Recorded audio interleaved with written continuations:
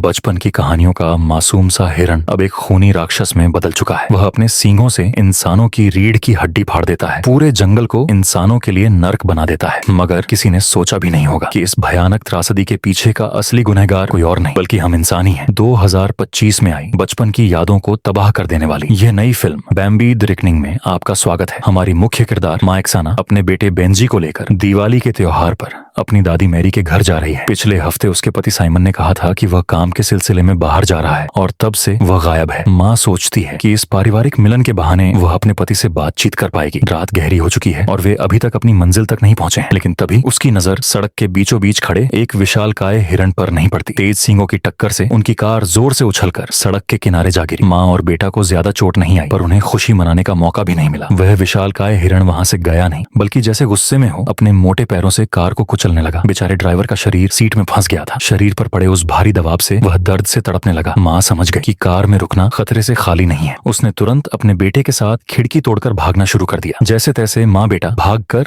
दादी के घर पहुंचे। बेटा ने देखा कि उसके चाचा एंड्रयू और ताऊ जोशुआ पहले से ही वहाँ मौजूद हैं, पर उसके पिता वहाँ नहीं है। दादी अभी भी पहले की तरह है, हमेशा रहस्यमय तरीके से कुछ न कुछ चित्रकारी करती रहती है। डरी हुई माँ ने उन्हें कार हादसे के बारे में बताया। सबको इस पर यकीन नहीं हुआ, पर उनके शरीर पर लगे जख्मों को झूठलाया नहीं जा सकता था। माँ ने पुलिस को बुलाने की सोची, पर जंगल के बीचों बीच कोई नेटवर्क नहीं था। दयालुताओं ने फैसला किया कि वह हादसे वाली जगह पर जाकर देखेंगे। इसी बीच 3 बंदूकधारी आदमी हादसे वाली जगह पर पहुंचे। वे कुछ खोजते हुए आसपास तलाश करने लगे। जल्द ही उन्हें माँ का फोन मिला, जिसमें बेटे की दादी के घर का पता था। जैसे ही वे अपनी कार की ओर मुड़े, उन्हें धीमी सी आवाज सुनाई दी। उनमें से एक शिकारी टाइलर ने बंदूक उठाई और बिना सोचे समझे गोली चला दी। वह जिसकी उन्होंने अभी अभी गोली मारकर हत्या की थी, वह कोई और नहीं बल्कि हादसा देखने आया ताऊ था। इधर जंगल के बीच वाली झोपड़ी में बेटा को अपनी दादी का व्यवहार कुछ अजीब लग रहा था। उसके चचेरे भाई हैरिसन ने सोचा कि शायद दादी को भूलने की बीमारी हो गई है, लेकिन माँ को ऐसा नहीं लगा। बुढ़ापे में कोई बीमार व्यक्ति इतना शानदार आर्टवर्क कैसे बना सकता है? बस पेंटिंग में दिख रहे हिरन के सींग देखकर उसे डर लग रहा था। बेटा ने देखा कि दादी अक्सर बाहर आंगन में घूर कर देखती रहती। उसने पास जाकर पूछा, आप क्या देख रही हैं? अचानक एक काली परछाई गुजरी। बेटा ने खिड़की से झांका और देखा कि वह एक जानवर का शव है। वे अभी सदमे से उबरे भी नहीं थे कि अंधेरे में एक विशाल आकृति दिखाई दी। बेटा जोर से चिल्लाया, क्योंकि जिसने उन्हें पहले टक्कर मारी थी वह विशाल हिरण अब दादी के घर में घुस चुका था। माँ तुरंत उन दोनों को लेकर एक कमरे में छिप गई। बेचारे चाचा का परिवार गलत समय पर हिरन से टकरा गया। वे तीनों तेजी से भागकर रसोई के कैबिनेट के पीछे छिप गए। चचेरी बहन हैरियट डर के मारे कांप रही थी। तभी उसे लगा कि उसके सिर पर कोई तरल पदार्थ गिर रहा है। वह चीखती हुई खड़ी हुई और बाथरूम में घुस गई, पर उसे यह नहीं पता था कि वह हिरन दरवाजा खोलना भी जानता है। चचेरी बहन के पास खिड़की से कूदने का मौका भी नहीं था। हिरन के सींग उसकी पीठ में गहरे तक घुस गए। दूसरी तरफ माँ ने दादी और बच्चों को कारवां आरवी में बिठा दिया। जैसे ही चाचा का परिवार उनसे मिलने आया, कार स्टार्ट होते ही उन्हें लगा कि कोई तो कम है। अगले ही पल चचेरी बहन चिल्लाती हुई झोपड़ी से बाहर भागी। इससे पहले कि वे कुछ समझ पाते, हिरन ने उसे 2 हिस्सों में फाड़ दिया। इस भयानक दृश्य को देखकर चाचा ने तुरंत एक्सीलरेटर पर पैर रखा, लेकिन हिरन उनका पीछा कर रहा था। शुक्र है ये कारवां पहले वाली कार से ज्यादा मजबूत था। हिरन ने कई बार टकराया, पर आखिर में पीछा करना छोड़ दिया और रुक गया। इसी बीच वे 3 बंदूकधारी आदमी, जिनमें से एक सरगना माइकल, अब दादी के पुराने घर पर पहुंचे। उन्होंने वहां का जायजा लिया और अंदाजा लगाया कि यहाँ किसी जानवर ने हमला किया है। उन्हें पीछे आंगन में फाड़ी हुई चचेरी बहन का शव मिला। सबसे चौंकाने वाली बात यह थी कि वह अभी भी जिंदा थी। सरगना ने चाकू निकाला और उसे दर्द से छुटकारा दिलाया। इधर माँ और बाकी लोगों को एक नई परेशानी का सामना करना पड़ा। वापस शहर जाने का रास्ता एक विशाल पेड़ से अटका हुआ था। चाचा लगभग हिम्मत हार चुके थे। उन्होंने सोचा कि उन्हें बच्चों को इस मिलन समारोह में लाना ही नहीं चाहिए था। शिकायत जो भी हो, इस मुश्किल को तो हल करना ही था। चाचा ने पेड़ को कार से खींचने की सोची। जैसे ही उन्होंने रस्सी को कार के पीछे वाले हिस्से से बांधा, वह हिरन सामने से दौड़ता हुआ आ गया। ड्राइविंग सीट पर बैठा बेटा ने तुरंत एक्सीलरेटर दबा दिया, पर उसे नहीं पता था कि रस्सी का दूसरा सिरा चाचा के पैर में बंधा था। सड़क पर खड़ा चचेरा भाई भौचक्का होकर दूर जाती कार को देखता रहा। कार में बैठे बेटा ने उस हिरन को जानबूझकर मारना चाहा। जैसे ही दोनों के बीच की दूरी कम हुई, हिरन ने अचानक चतुराई से यू टर्न लिया। कारवां को छोड़कर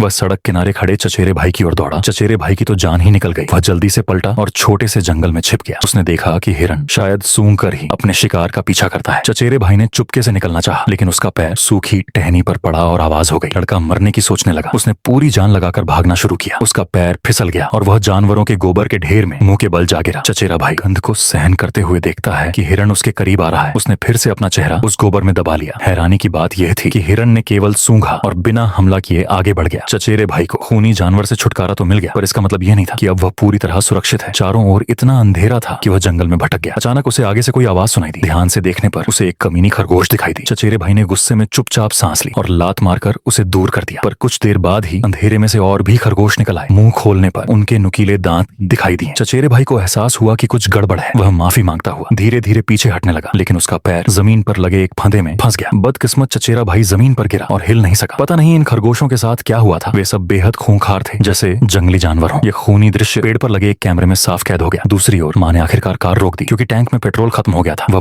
बाहर निकली और हालत का जायजा लेने लगी। तभी उसने चाचा को देखा, जिसे जिंदा घसीटा गया था। पर यह दुखी होने का वक्त नहीं था। बेटा ने देखा कि दादी अकेले जंगल में अंदर जा रही हैं। माँ बेटा तेजी से उनके पीछे दौड़े। उन्होंने सुना कि दादी कहीं खड़े होकर कुछ बुदबुदा रही हैं। पीछे से बेटा ने रोशनी की तो पता चला कि जमीन पर इंसानों की हड्डियां और टुकड़े बिखरे पड़े हैं। माँ बेटा डर के मारे जम गए। उन्हें पता चला कि वे अनजाने में उस विशाल हिरण के अड्डे में घुस आए थे। इससे पहले कि वे कुछ कर पाते, पास से एक गहरी दहाड़ की आवाज आई। माँ ने तुरंत दादी को झाड़ियों में धक्का दिया। झाड़ियों की टहनियों ने हिरण की हरकत को सीमित कर दिया। किसी तरह वे तीनों भागकर सड़क पर पहुंचे। सामने से कार की रोशनी आई। वे वापस आ रहे 3 बंदूकधारी आदमी से टकरा गए। माँ और बाकी लोग बिना देर किए कार में बैठ गए। अभी सबसे जरूरी यह था कि वे हिरण के इलाके से बाहर निकले। लगभग आधे घंटे बाद वे तीनों आदमी कार को कुछ घरों के सामने ले आए। हैरानी की बात यह थी कि सामने से आ रहा आदमी माँ का पति था। माँ ने गुस्से से झुंझलाकर पूछा, तुम्हारा काम के सिलसिले में बाहर जाना क्या इसी जंगल में आना था? पति ने और भी तेज आवाज में कहा कि वह यहाँ एक बड़ा सौदा कर रहा है। उसने माँ को डांटा कि उसे बच्चे को यहाँ नहीं लाना चाहिए था। बेटा दरवाजे पर खड़ा अपने माता पिता की लड़ाई सुन रहा था। गुस्से में आकर वह झोपड़ी से बाहर भागा। उसने देखा कि 2 बंदूकधारी आदमी एक पिंजरा उठा रहे थे, जिसमें एक छोटा सा हिरण का बच्चा था। दूसरी ओर झगड़ा खत्म होने के बाद माँ तेजी से कंट्रोल रूम में घुसी और सैटेलाइट फोन से पुलिस को बुलाने की कोशिश की। सरगना ने अचानक पिस्तौल निकाली और माँ को शांत रहने की चेतावनी दी। पति पूरे समय हक्का बक्का खड़ा रहा और उसने कोई मदद नहीं की। माँ को समझौता करना पड़ा और उसने फोन वापस कर दिया। मुड़ते समय उसकी नजर कंप्यूटर पर लगी एक तस्वीर पर पड़ी। उसने आखिरकार इन लोगों के मकसद का पता लगा लिया। वे उस विशाल हिरण को पकड़ना चाहते थे और उसे अंडरग्राउंड संगठनों को भारी कीमत पर बेचना चाहते थे। वे 3 बंदूकधारी आदमी शुरू से ही हिरण का पता लगाने के लिए पीछा कर रहे थे। माँ ने कभी नहीं सोचा था कि उसका पति भी इतने बुरे काम में शामिल होगा, मगर डांटने से पहले ही उन दोनों ने देखा कि उनका बेटा वहाँ नहीं है। इस समय बेटा जंगल के गहरे हिस्से में था। उसने दूर से देखा कि 2 हट्टे कट्टे आदमी पिंजरे को खुले मैदान में रख रहे हैं। लगता है वे उस विशाल हिरण को फंसाना चाहते थे, लेकिन उन दोनों ने उस हिरण की क्रूरता को कम आंका। उनमें से एक आदमी सड़क के किनारे पेशाब करने गया। तभी उसने महसूस किया कि सामने से कुछ आ रहा है। अगले ही पल विशाल हिरण ने उसका सिर टकराकर चकनाचूर कर दिया। बचा हुआ आदमी अपने साथी के वापस न आने पर काफी देर तक इंतजार करता रहा। तलाश करने पर उसे उसकी बिना सिर वाली लाश मिली, मगर इससे पहले कि वह ऊपर किसी को खबर देता, अंधेरे में 2 लाल आंखें चमक उठी। जब दोनों उलझे हुए थे, बेटा पिंजरे के करीब आया और छोटे हिरण को बचा लिया, मगर कंट्रोल रूम में मौजूद सरगना ने उसे देख लिया था। जब वह जल्दबाजी में जगह पर पहुंचा, तब तक बेटा छोटे हिरण को लेकर जा चुका था। दूसरी तरफ बंदूकधारी गंजा आदमी एडी अभी भी विशाल हिरण से जान बचाकर भाग रहा था। जैसे ही वह कार में बैठकर भागने वाला था, हिरण ने अचानक हमला किया और खिड़की तोड़ दी। बेस पर मौजूद महिला गार्ड ने मॉनिटर पर गंजे आदमी की दर्दनाक मौत देखी। उसे एहसास हुआ कि हिरण यहीं आसपास है। इससे पहले कि वह भाग पाती, उसने देखा कि हिरण कमरे में घुस गया है। दादी की मानसिक हालत ठीक नहीं थी। उसके चेहरे पर कोई भाव नहीं था। अचानक अंदर के कमरे से आवाज आई। पता चला कि महिला गार्ड दरवाजा खोलकर चोरी से सुन रही थी, पर अगले ही पल दरवाजा सीधे हिरण ने तोड़ दिया। महिला गार्ड को कमरे के एक कोने में धकेल दिया गया। वह घबराकर अपनी पिस्तौल चलाती है, लेकिन गोली पास के गैस पाइप पर लगी। जोरदार धमाके ने पूरी रात को रोशन कर दिया। माँ, उसका पति, बेटा और सरगना ठीक एक साथ जमा हो गए। सरगना ने बेटा से छोटे हिरण को देने को कहा, जिसे उन्होंने बहुत मुश्किल से पकड़ा था, लेकिन छोटा लड़का मना कर दिया। पिता के समझाने पर भी कोई फायदा नहीं हुआ। जब सरगना ने जबरदस्ती छीनने के लिए बंदूक निकालने ही वाला था, तभी पास से विशाल हिरण की दहाड़ सुनाई दी। लगता है विस्फोट से उसकी जान नहीं गई थी। छोटे हिरण को नुकसान पहुंचाने वाले सरगना को देखकर विशाल हिरण ने बिना सोचे समझे हमला कर दिया। सरगना चीखता हुआ अंधेरे में गायब हो गया। माँ ने देखा कि उसका गिरा हुआ फोन वहीं पड़ा है। उसने पुलिस को बुलाने के लिए उसे उठाना चाहा, लेकिन पति ने उसे रोक दिया। जब दोनों आपस में बात कर रहे थे, बदला लेने वाला हिरण फिर से वापस आ गया। पति ने सबसे पहले भागना चुन लिया और माँ और उसके बेटे को अकेला छोड़ दिया। पर सभी को हैरानी हुई कि इस बार हिरण ने हमला नहीं किया। वह धीरे धीरे बेटा के करीब आया। माँ तुरंत समझ गई कि वह क्या कहना चाहता है। उसने छोटे हिरण को उसके सामने रख दिया। बदला लेने वाले हिरण ने दुर्लभ तरीके से प्यार दिखाया। माँ ने आखिरकार मान लिया कि हिरण ने पागलों की तरह इंसानों से बदला इसलिए लिया क्योंकि शायद वह अपने पकड़े गए बच्चे को ढूंढ रहा था। इसके बाद जंगल के अंधाधुंध विकास से जंगली हिरण का पर्यावरण बुरी तरह नष्ट हो गया। उसके परिवार के सदस्य एक एक करके अलग अलग दुर्घटनाओं में मारे गए और उसने गलती से प्रदूषित पानी पी लिया, जिससे उसके शरीर में धीरे धीरे बदलाव आने लगे। यही कारण है कि छोटे खरगोश इतने हिंसक थे। शुक्र है कि जंगली हिरण में माँ की ममता अभी भी थोड़ी बाकी थी। छोटे हिरण के सुरक्षित होने की पुष्टि करने के बाद वह माँ और उसके बेटे को छोड़ने वाला था, तभी गोली चलने की आवाज आई। पहले से ही बुरी तरह घायल हिरण जमीन पर गिर गया। पता चला कि सरगना बदला लेने के लिए वापस आ गया था। वह माँ और उसके बेटे को भी मारना चाहता चाहता था, लेकिन गोली उसके सिर में घुस गई। हैरानी की बात यह थी कि दादी ने होश में आकर बंदूक लेकर मदद के लिए आ गई थी। और हाँ, कहानी के अंत में ठंडे दिल वाले पति को भी नहीं छोड़ा गया। जब वह कार चलाकर भाग रहा था तो उसे लगा कि पीछे की सीट पर कुछ हिल रहा है। उसने कार रोकी और ध्यान से देखा। एक प्यारा सा खरगोश स्टीयरिंग व्हील पर बैठा था। आदमी ने कभी नहीं सोचा था कि यह छोटा सा जीव भी विशाल हिरन जितना ही खूंखार होगा। फिल्म यहीं खत्म होती है। ये कहना गलत नहीं होगा कि यह एक सामान्य हॉरर फिल्म है जो शुरू से अंत तक तनावपूर्ण और रोमांचक है। अगर खराब विशेष प्रभावों VFX को नजरअंदाज करें तो पूरी फिल्म में अंधेरा है जो देखने के अनुभव को बुरी तरह से प्रभावित करता है। जिन्हें यह पसंद नहीं है वे सिर्फ इस एक्सप्लेनेशन को देख सकते हैं। बस आज के लिए इतना ही। अगर आपको पसंद आया तो लगातार हमारे साथ जुड़े रहें। हम अगली बार मिलेंगे।